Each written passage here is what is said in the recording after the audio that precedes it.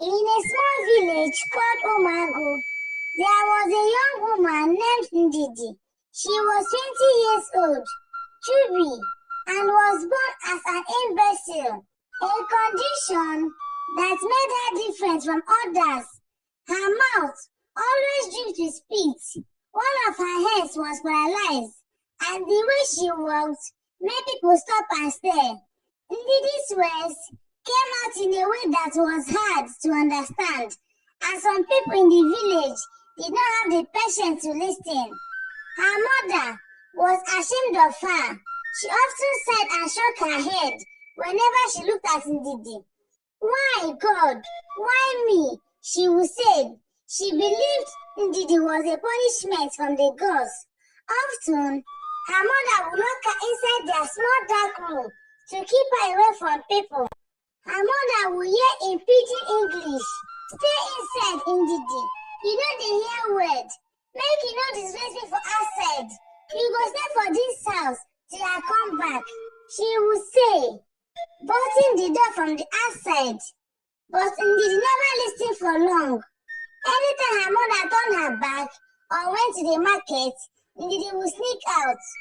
As soon as she got out of the house, Ndidi would wander the village barefooted, wearing her oversized dress that had seen better days. Children would point at her and laugh. "Ndidi, 6 feet for your mouth," they would shout, running away from her. "Leave me alone," Ndidi would shout back in her funny voice, whipping her mouth with the back of her hand. Sometimes she would go from house to house, knocking on doors and begging for food. "I beg, I never chop since morning. Give me small food. My belly dey hot." She would mutter in a voice so soft and unclear that if we weren't listening carefully, you wouldn't understand her. Most people ignored her. Others would shoo her away like a fly. "Go away, Ndidi. You dey always beg, beggy girl like you," they would say. Ndidi did not mind. If she couldn't get food from one house, she would try the next. But there were a few kind souls in the village who felt sorry for her. They would give her leftover food or small chores to do in exchange for a meal. "Ndidi, sweep my compound," old Mama Chinye would say. Ndidi would grab the broom with her good hand and sweep with all her strength. Afterward, Mama Chinye would give her some yam or a piece of bread. Ndidi would smile and say, "Thank you, Mama Chinye," before stuffing the food into her waterproof bag. Whenever there was a wedding, funeral, or naming ceremony in the village, Ndidi would show up uninvited. She would sit at the back, waiting for the food to be served. When everyone was done eating and dancing, Ndidi would sneak to the table and start packing leftover food into her waterproof bag. Sometimes she would even eat the food right there. "Ndidi, what are you doing?" people would shout. "I dey pack food for house," she would reply with her mouth full. One day, at a big wedding, Ndidi caused a scene. She went to the table where the chief and his guests were eating and grabbed a plate of rice. The chief's wife screamed, "Ndidi, what is wrong with you?" Ndidi looked at her and said, "I dey hungry. You know make I chop food." The guests burst into laughter, but Mama Ndidi heard about it and was furious. She dragged Ndidi home by her ear. "You won't finish me with shame? You dey waka up and down like say you no get mama. Na hunger go finish you one day." Mama Ndidi shouted.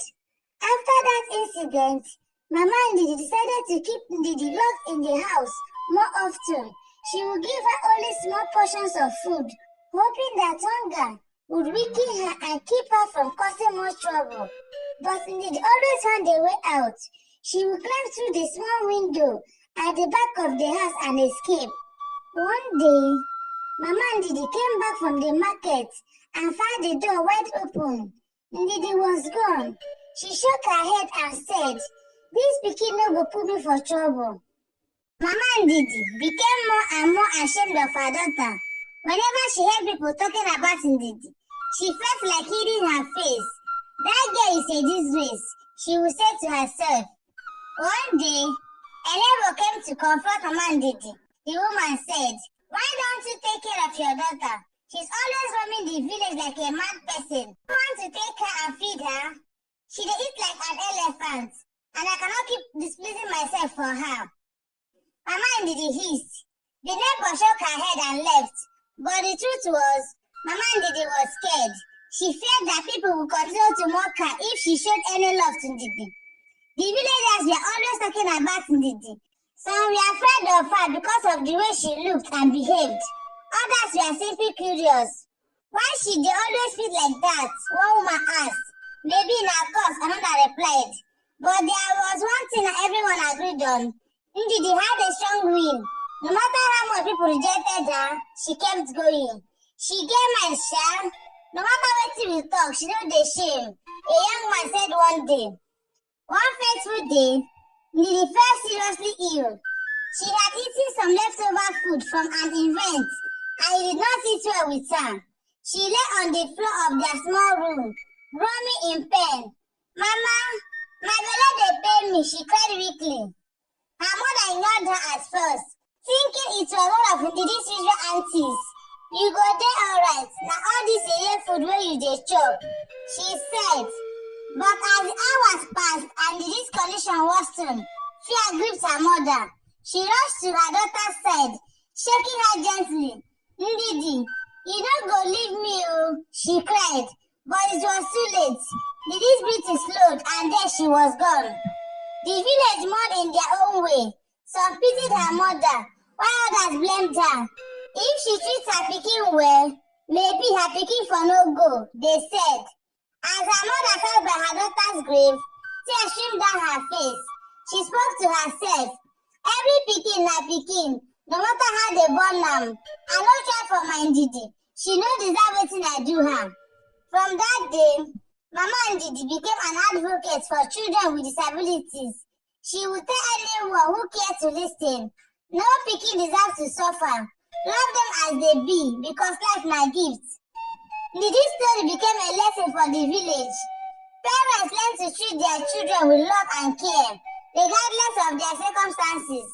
And though Ndidi was gone, her spirit lived on the hearts of those she has touched, reminding everyone that every child, no matter how they are born, deserve love and respect. The end. Thank you guys for watching my story, and please come back for more interesting stories. I love you.